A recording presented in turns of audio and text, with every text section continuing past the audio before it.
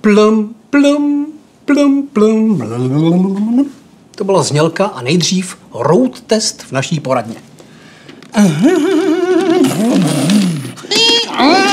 Kam čumíš ty, vemeno? Co já, vole, uhni? Ty vole, to jsem zvědavý, jak ta tvoje pixla, vole, vyžraná z toho vyleze. Ona za to nemůže. Ona se takhle vyžrala po dětech. Nebo moje stará, ta má 2 děti a i po těch 2 dětech má furt krásný, dlouhý, štíhlý kozy.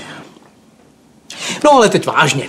Dnes si popovídáme na téma minimální design v pneumatice. Není to totiž žádná sranda. Nová guma má 8 mm. Odborníci doporučují na letňákách 3 mm, zákonná norma je 1,6 mm.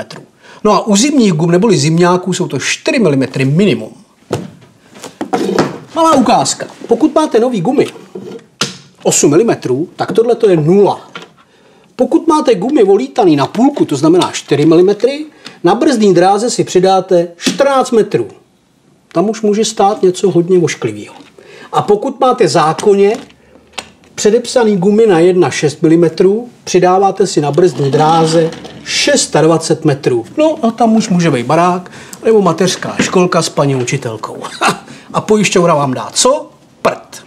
Nedostanete nic, zdraví pryč, auto pryč, kamarády taky. Pro dnešek všechno a zamyslete se. Čau.